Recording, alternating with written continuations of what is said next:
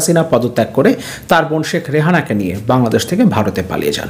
এরপর থেকে তারা সেখানেই অবস্থান করছেন। বিভিন্ন সূত্রে জানা গেছে তিনি দিল্লিতে আছেন। তিনি বাংলাদেশের কূটনৈতিক পাসপোর্ট ব্যবহার করে ভারতে অবস্থান করছিলেন, কিন্তু অন্তর্বর্তীকালীন সরকার ক্ষমতা নেবার পর সব ধরনের কূটনৈতিক পাসপোর্ট বাতিল করে। ফলে ভারতে ঢোকার পর ৪৫ দিন পর্যন্ত তিনি বৈধভাবে সেখানে অবস্থান করতে পারবেন। কিন্তু ৫ই আগস্ট বাংলাদেশ থেকে পালিয়ে ভারতে চলে যাবার পর শেখ হাসিনা সেখানে প্রায় ২ মাস ধরে অবস্থান করছেন। ৪৫ দিন পার হয়ে যাবার পর তিনি কোন স্ট্যাটাসে সেখানে অবস্থান করছেন এবং ভারত সরকার তাকে কোন আইনে সেখানে আশ্রয় দিয়েছে, তারা শেখ হাসিনাকে বাংলাদেশে ফেরত পাঠাবে কিনা এ ব্যাপারটি এখনও স্পষ্ট নয়, কারণ আনুষ্ঠানিকভাবে ভারতের পক্ষ থেকে এ ব্যাপারে কিছু জানানো হয়নি। কয়েকদিন আগে বাংলাদেশের পররাষ্ট্র মন্ত্রণালয় জানিয়েছিল ভারত সরকার এ ব্যাপারে বাংলাদেশকে স্পষ্টভাবে কিছু জানায়নি এবং বাংলাদেশের অন্তর্বর্তীকালীন সরকারের পক্ষ থেকেও এ ব্যাপারে জানার কোনো চেষ্টা করা হয়নি। ভারত সরকারকে আনুষ্ঠানিকভাবে কূটনৈতিক চ্যানেলে কোনো প্রশ্ন জিজ্ঞাসা করা হয়নি, তারা কতদিন শেখ হাসিনাকে সেখানে আশ্রয় দেবে, কোন আইনে সেখানে আশ্রয় দেবে এবং তাকে বাংলাদেশে ফেরত পাঠাবে কিনা এই বিষয়টি স্পষ্ট হবার জন্য কোনো উদ্যোগ অন্তর্বর্তীকালীন সরকারের পক্ষ থেকে নেওয়া হয়নি। শুধুমাত্র স্বৈরাচার আওয়ামী লীগ সরকারের প্রধানমন্ত্রী শেখ হাসিনা এবং তার বোন শেখ রেহানা নন, স্বৈরাচার সরকারের সাবেক স্বরাষ্ট্রমন্ত্রী আসাদুজ্জামান খান কামাল সহ আরও বেশ কয়েকজন আওয়ামী লীগের মন্ত্রী এমপিকেও ভারতে দেখা গেছে। কিন্তু তারা কিভাবে ভারতে পৌঁছলেন এ ব্যাপারে বাংলাদেশের অন্তর্বর্তীকালীন সরকারের কাছে কোনো তথ্য নেই। এমনকি সাবেক পররাষ্ট্রমন্ত্রী হাসান মাহমুদ বাংলাদেশ থেকে দুবাই হয়ে বেলজিয়ামে পৌঁছেছেন, কিন্তু এ ব্যাপারে স্পষ্ট কোনো ধারণা দিতে পারেনি বাংলাদেশের অন্তর্বর্তীকালীন সরকার।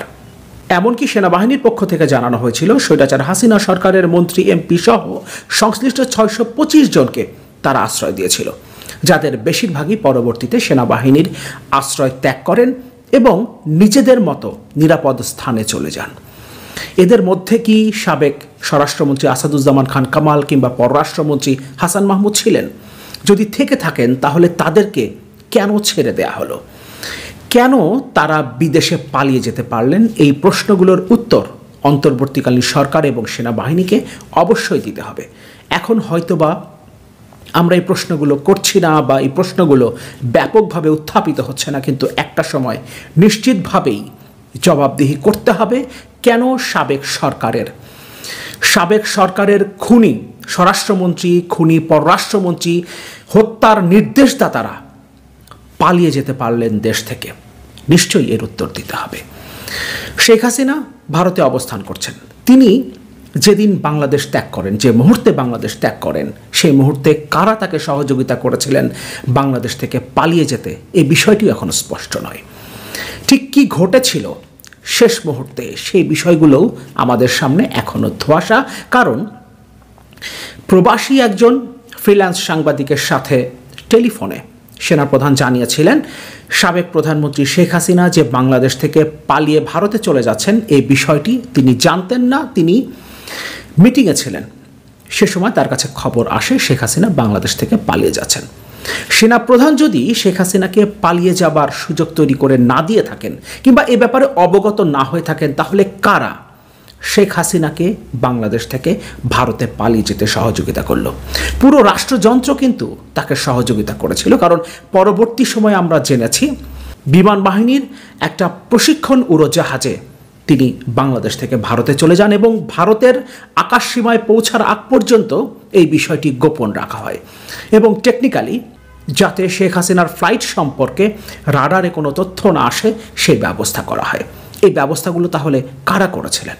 কারা সহযোগিতা করেছিলেন শেখ হাসিনাকে বাংলাদেশ থেকে পালিয়ে যেতে? এই প্রশ্নের উত্তরগুলো নিশ্চয়ই আমরা খোঁজার চেষ্টা করব এবং ভবিষ্যতে নিশ্চয়ই পাবো। কিন্তু এখন আমরা যেটা জানতে পারছি, শেখ হাসিনা ভারতে অবস্থান করতে পারছেন না। তিনি এরপর কোথায় যাচ্ছেন সেই বিষয়ে মানবজমিন বেশ কিছু তথ্য সংগ্রহ করেছে এবং বাংলাদেশ সরকারের কাছেও এই বিষয়টি ভারত ইতোমধ্যেই জানিয়েছে। আমরা একটু দেখি তিনি কোন দেশে যাচ্ছেন, কোথায় তার পরবর্তী আশ্রয় হচ্ছে। গত 5ই আগস্ট ছাত্র জনতার গণ আন্দোলনে পদত্যাগ করে ছোট বোন শেখ রেহানাকে নিয়ে ভারতে পালিয়ে যান শেখ হাসিনা। বাংলাদেশের সামরিক বাহিনীর একটি বিমানে তিনি দিল্লির কাছে গাজিয়াবাদের হিন্দন বিমান ঘাঁটিতে অবতরণ করেন। এরপর থেকে তিনি কোথায় আছেন তার প্রকাশ পায়নি। শেখ হাসিনার সঙ্গে থাকা কূটনৈতিক পাসপোর্টও বাতিল করে দিয়েছে সরকার। এ ধরনের পাসপোর্টধারীরা ভিসা ছাড়া ভারতে ৪৫ দিন বৈধভাবে থাকতে পারেন। ইতিমধ্যে ভারতে শেখ হাসিনা প্রায় ২ মাস ধরে অবস্থান করছেন। কূটনৈতিক পাসপোর্টে তার বৈধভাবে অবস্থানের মেয়াদও শেষ হয়ে গেছে।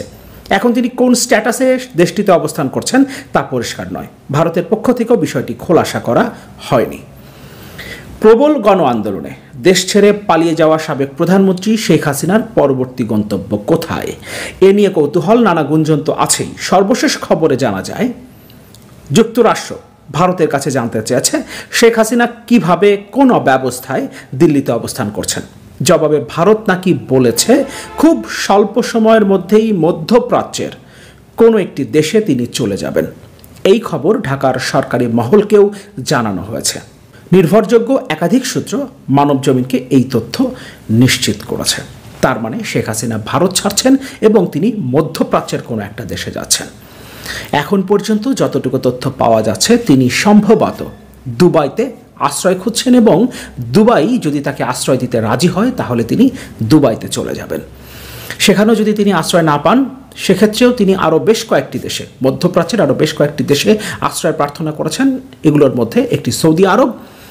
ফলে তিনি একের পর এক মধ্যপ্রাচ্যের দেশগুলোতে আশ্রয় প্রার্থনা করছেন, খুঁজছেন।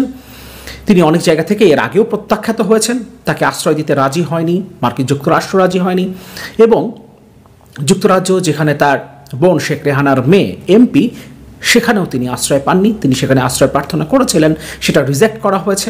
এমনকি শেখ রেহানার ছেলে ফিনল্যান্ডের হেলসিঙ্কিতে অবস্থান করছেন, ফিনল্যান্ডও শেখ হাসিনার আশ্রয় আবেদন প্রত্যাখ্যান করেছে।